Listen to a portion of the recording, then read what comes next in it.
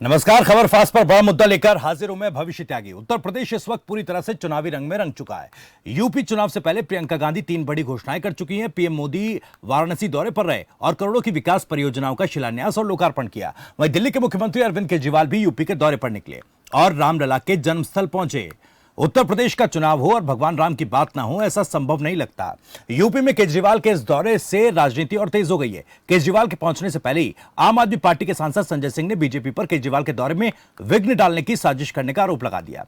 वहीं चुनावी वक्त में केजरीवाल के इस अयोध्या दौरे से सवाल उठने शुरू हो गए। सवाल यह कि क्या यूपी चुनाव के लिए राम भरोसे हैं केजरीवाल? क्या हिंदुत्व के मुद्दे पर आम आदमी पार्टी यूपी में चुनावी ताल ठोक रही है? और क्या हिंदुत्व और देशभक्ति के मुद्दे पर केजरीवाल बीजेपी को टक्कर दे पाएंगे? इन्हीं सवालों पर होगा बड़ा मुद्दा। लेकिन अयोध्या में क्या कुछ कहा दिल्ली के मुख्यमंत्री अरविंद केजरीवाल ने, सबसे पहले वो सुनिए। आज हमारे देश के अंदर पीड़ित है, पिछले कुछ दिनों से थोड़ा कंट्रोल में है, लेकिन मैं समझता हूं कि अगर देवताओं की, प्रभु श्री राम की, मां सरयू नदी की कृपा होगी तो मैं समझता हूं कि जरूर हम सब लोगों को इस महामारी से मुक्ति मिलेगी।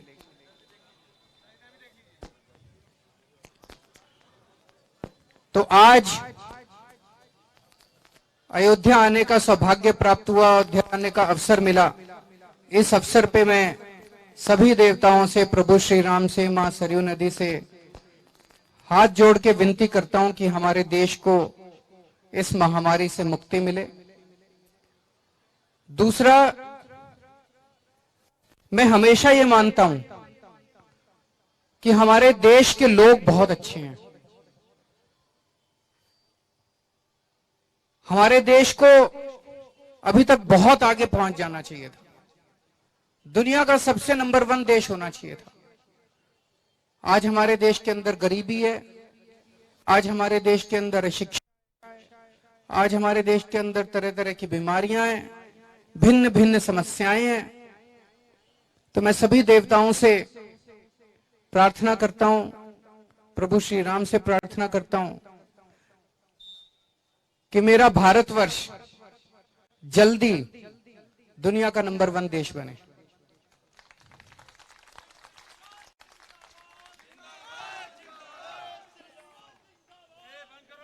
और हम 130 करोड़ भारतवासी मिलके इसको संभव कर सकते हैं। ये मेरा दिल कहता है, ये हो सकता है। मैं उम्र में छोटा हूं, अनुभव में छोटा हूं। यहां पे जितने लोग हैं और जो लोग मुझे सुन रहे हैं वो मुझसे उम्र में भी बड़े हैं, अनुभव में भी बड़े हैं। लेकिन जो मेरा दिल्ली चलाने का 5 साल का अनुभव है, उसमें मुझे लगता है कि अगर हम सब लोग मिलके एक परिवार की तरह, 130 करोड़ लोग हम मिलके एक परिवार की तरह, एक टीम की तरह अगर हम सब मिलके एक साथ काम करें, अपने बीच की दीवारों को गिरा के, अपने बीच के भेदभाव को गिरा के अगर एक साथ मिलके काम करें, तो इस देश को दुनिया की सबसे बड़ी शक्ति बनाने से कोई नहीं रोक सकता। यह संभव है। और दिल्ली के अंदर कई सारी चीजों में हमने करके दिखाया है। दिल्ली के अंदर स्कूल इतने अच्छे हो गए, अस्पताल इतने अच्छे हो गए, सड़कें अच्छी हो गई, पानी, बिजली सब इतना अच्छा हो गया। हो तो सकता है, तो हम सब लोग मिलके करेंगे। और मैं सभी संतगणों का दिल से शुक्रिया अदा करता हूँ। सब लोगों का आशीर्वाद लेके वापस जाऊंगा। कल सुबह हनुमान जी के दर्शन करने को मिलेंगे, रामलला के दर्शन करने को मिलेंगे। सौभाग्य प्राप्त हुआ है और भगवान ने बहुत कुछ दिया है जीवन में। पता नहीं मैं इसके काबिल हूं कि नहीं हूं, लेकिन मैं बस यही चाहता हूं कि जो कुछ भगवान ने दिया है, जो भाग्य मुझे प्राप्त हुआ अयोध्या आने का, मैं कोशिश करूं कि भारतवर्ष के हर व्यक्ति को यह सौभाग्य प्राप्त हो। बहुत बहुत शुक्रिया। तो मुख्यमंत्री को आपने सुना। मुख्यमंत्री कह रहे थे कि भेदभाव गिराकर तमाम लोग एक साथ काम करें। तो ये 2 तस्वीरें आपके टीवी स्क्रीन पर। अयोध्या पहुंचे मुख्यमंत्री अरविंद केजरीवाल, सरयू आरती में वो शामिल हुए और कल वो हनुमानगढ़ी और रामलला के दर्शन करेंगे।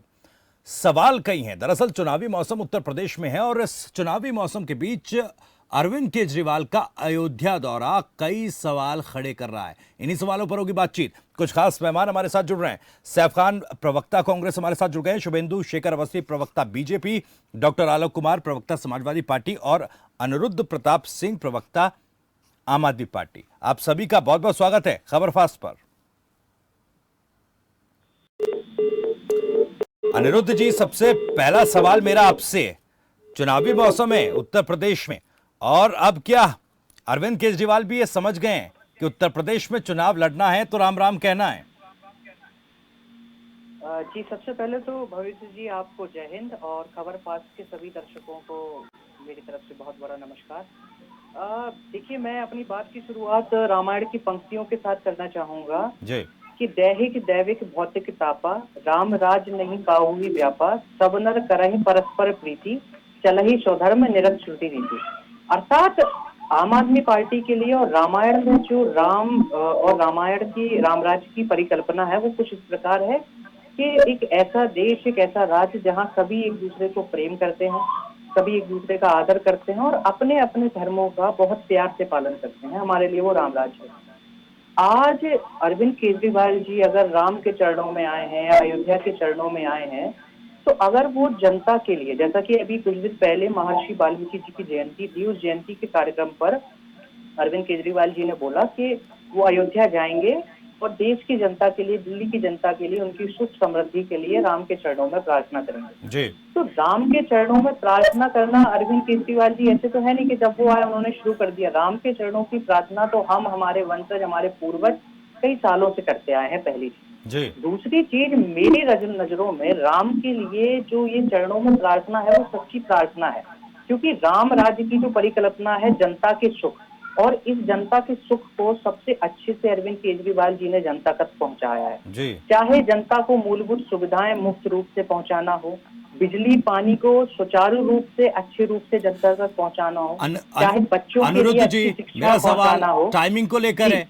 मेरा सवाल टाइमिंग को लेकर था। दूसरा ये, जी। आप कह रहे हैं कि भाई दिल्ली में अरविंद केजरीवाल ने राम राज्य स्थापित कर दिया, आप ये कहना चाह रहे हैं? मैं ये कहना चाहता हूँ कि जी। दिल्ली का हर नागरिक आज अरविंद केजरीवाल जी की नीतियों से, आम आदमी पार्टी नीतियों से खुश है और उसी खुशी का इजहार उसने आम आदमी पार्टी की तीसरी बार दिल्ली में सरकार बनाकर किया है। जी दूसरा, भगवान के चरणों में जाने का कोई समय नहीं होता है। जब आपको लगे कि आज आपको भगवान के चरणों में जाना है, आपको मन की शांति चाहिए, आपको अपने लोगों की शांति चाहिए, आप उनकी सुख समृद्धि के बारे में सोचते हैं, तब आप भगवान के चरणों में जा सकते हैं। जी, मैं टाइमिंग को लेकर सवाल कर रहा था अनिरुद्ध जी, उसी का मैं जवाब आपसे स्पेसिफिकली चाह रहा हूं कि देखिए, आपने कहा कि कोई टाइमिंग नहीं है भगवान के चरणों में जाने के लिए, लेकिन अब उत्तर प्रदेश में चुनाव है 2022 में। इससे पहले जब विधानसभा चुनाव दिल्ली में हुए थे उस वक्त भी अरविंद केजरीवाल दर्शन करते नजर आए थे। तो ये टाइमिंग को लेकर मेरा सवाल है, ये सुख समृद्धि, मन की शांति, क्या चुनावी समय में इसके लिए वक्त मिलता है? की बात हो तो मैं आपको बताना चाहूंगा जी कि जहां जिस वाल्मीकि मंदिर में महात्मा गांधी जी अपना निवास करते थे, जहां रहा करते थे दिल्ली दौरे के दौरान, तो अरविंद केजरीवाल जी ने अपनी राजनीति की शुरुआत उस स्थान से की थी। ठीक है, तो ऐसा नहीं है कि राम का नाम आज हम ले रहे हैं या हनुमान जी का नाम आज हम ले रहे हैं। हमारे लिए भगवान हमारी आस्था का जरिया है, हमारे लिए राजनीति का जरिया नहीं है। और जो बाकी पार्टियों ने राम के नाम को राजनीतिक मोहरे के रूप में, उनके नाम को एक राजनीतिक लाभ के रूप में इस्तेमाल किया है, आम आदमी पार्टी उससे बहुत ऊपर है। आम आदमी पार्टी के लिए जनता, जनता हित और मुद्दों की राजनीति की प्राथमिकता है। जी भविष्य जी, चलिए, अवस्थी जी कुछ कहना भी चाह रहे थे। अवस्थी जी, क्या लग रहा है कि अब राम का नाम लेकर चुनावी ताल ठोक रहे हैं अरविंद केजरीवाल? देखिए, मैं तो ये कहूंगा कि भगवान राम के पास तो जिनको जिनको जाना है सभी लोग जा सकते हैं। वो केजरीवाल जी क्यों ना हो और राहुल गांधी क्यों ना हो या प्रियंका जी क्यों ना हो, सबको अधिकार है, भगवान तो सभी के ही हैं।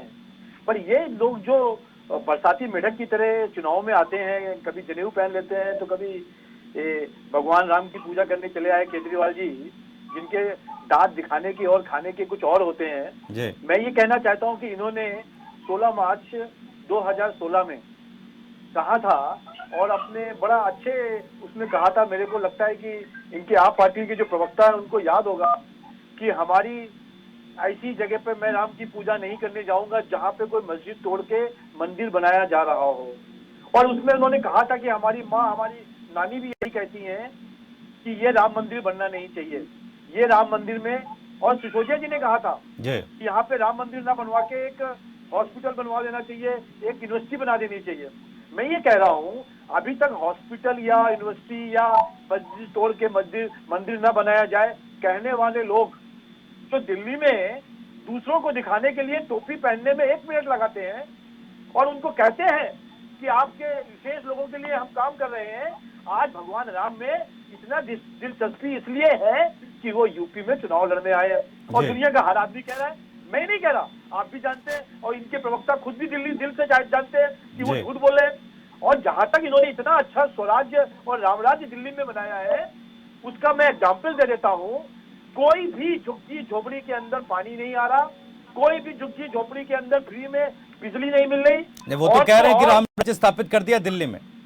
और हालत कैसी है दिल्ली कि पूरा का पूरा दिल्ली एक स्लम बस्तियों में बन के बदल गया है। और अपने घर में वो स्विमिंग पूल बना रहे हैं 10 करोड़ रुपए खर्च करके। ऐसा आम आदमी जो दिखने में आम है पर है खास, जो 10 करोड़ का स्विमिंग पूल अपने घर में बना सकता है, वो कहता घर नहीं लूंगा। इतने झूठे लोगों के बीच में आम आदमी पार्टी, जिसने दिल्ली को ऐसा स्वरूप दे दिया, दिल्ली में वहां यूपी में आके कहते हैं कि जो लोग बेरोजगार होंगे उनको हम बेरोजगार भत्ता देंगे 5,000 से लेके 10,000 रुपए। आज तक दिल्ली में एक भी लोगों को भत्ता नहीं दिया गया। उन्होंने कहा हमने इतने हॉस्पिटल बना लिए, एक भी हॉस्पिटल नहीं बना, एक भी स्कूल नहीं बने, एक भी बस नहीं आई। ये है इनका रामराज। चलिए, और ये है, लेकिन शुभेंदु जी, अनिरुद्ध जी तो कह रहे हैं कि भाई आप तो बातें करते रह गए। जी आ रहा हूँ आपके पास, वापस आपके पास अनिरुद्ध जी। अवस्थी जी, अनिरुद्ध जी तो कह रहे थे कि भाई आप तो बातें करते रह गए, लेकिन दिल्ली में राम राज्य स्थापित कर दिया उन्होंने। कितना अच्छा रामराज है, पूरी दुनिया जानती है, पूरा देश जानता है। ऐसा रामराज जहाँ पे बच्चों को पास करने के लिए ये कहा जा रहा हो कि आप अपने क्वेश्चन को लिख दो, आपको हम पूरे नंबर दे देंगे। और 99% सब बच्चों को ये कहा गया कि सब लोग अपने क्वेश्चन को रिपीट लिखते रहो।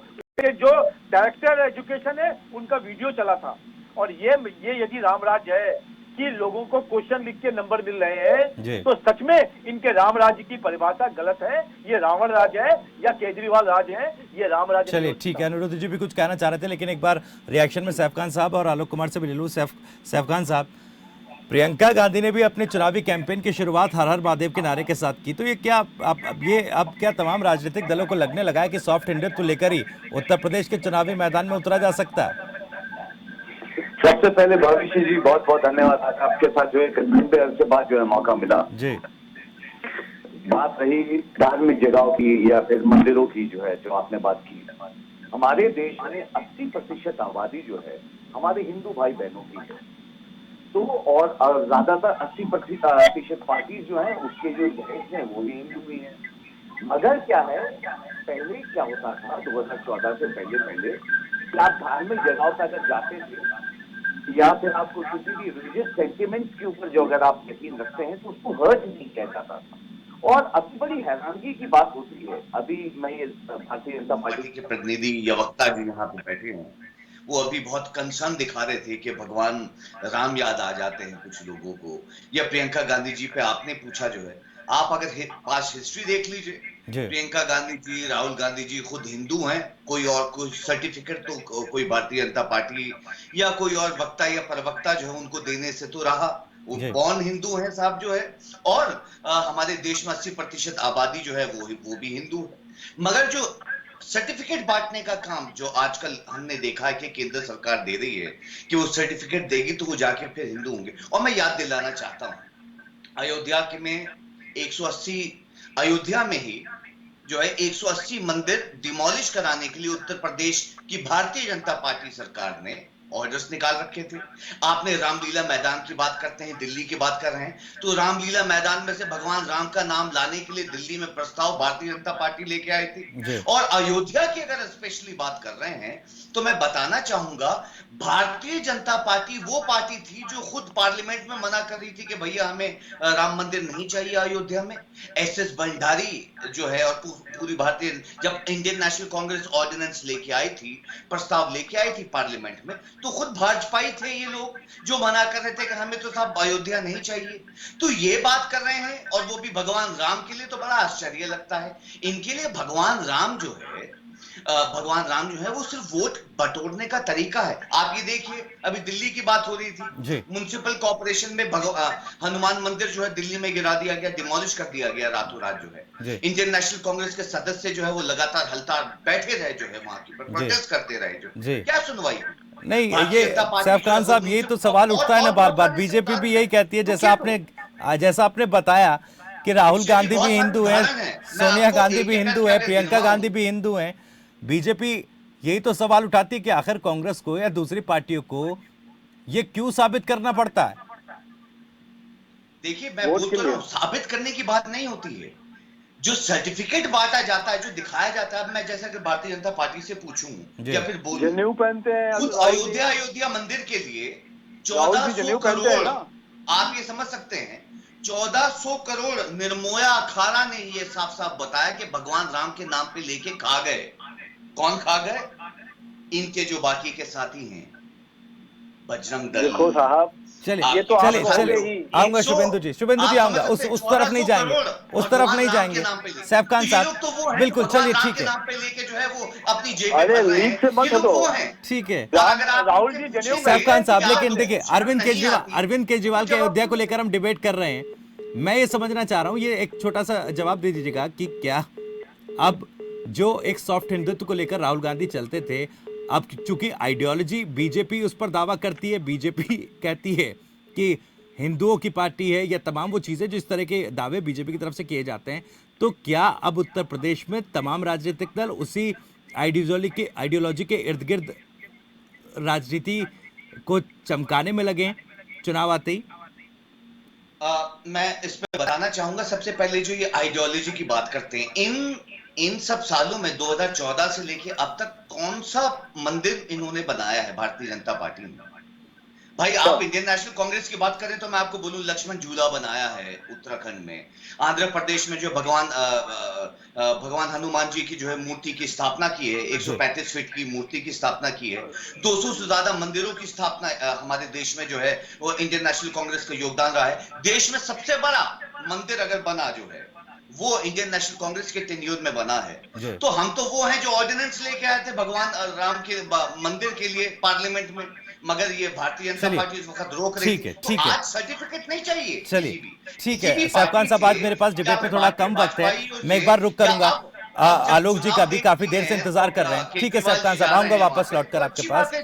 आलोक जी कुछ कहना भी चाह रहे हैं। आलोक जी, आप अपनी बात रखिएगा और मेरा सवाल भी, क्या जो जिन मुद्दों को लेकर समाजवादी पार्टी मैदान में, एक तरफ कांग्रेस, दूसरी तरफ बीजेपी और अब अरविंद केजरीवाल भी हिंदुत्व के मुद्दे पर चुनावी ताल ठोक रहे हैं, कोई खेल तो नहीं बिगाड़ देंगे आपका? नहीं सर, कोई खेल नहीं बिगड़ना है। जनता अपना मूड बना चुकी है, परिवर्तन की लहर है। और रही बात अरविंद केजरीवाल जी की अयोध्या दौरे की, तो प्रभु राम सभी के हैं। लोकतंत्र में विश्वास रखने वाले लोग संभावनाओं की तलाश में रहते हैं जी।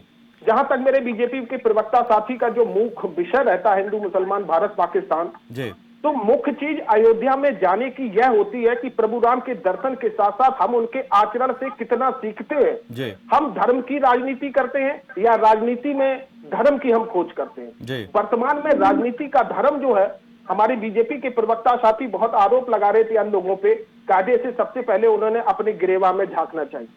उत्तर प्रदेश में राजनीति का धर्म आपको ये बता रहा है कि किसान 11 माह से बैठे हुए हैं। अभी एक ललितपुर में किसान चलिए ठीक है, दिन से डीए में खत्म हो गया। आलोक जी, केजरीवाल जी के दौरे पर तो कुछ कहिए ना। मीमांसा और पीड़ा है कि प्रभु राम के आचरण से हमें सीखना चाहिए कि किस प्रकार से जनता जनार्दन को हम खुश रख सके। और समाजवादी पार्टी का हमेशा मोटो ये रहा है कि धर्म की राजनीति हमने नहीं की है, हमने राजनीति में धर्म को खोजना चाहा है कि राजनीति किस प्रकार से धर्म पे चल सकती है। यही हमारे मुद्दा, यही सोच के साथ राष्ट्रीय हमारे अध्यक्ष अखिलेश जी काम कर रहे हैं जी। भविष्य जी, जी कुछ कह रहे हैं? प्रवक्ता साथी बात का जवाब देना चाहूंगा, अवस्थी जी की बात का। मेरी आवाज आप तक पहुंच रही है? जी बिल्कुल, रखिए अपनी बात।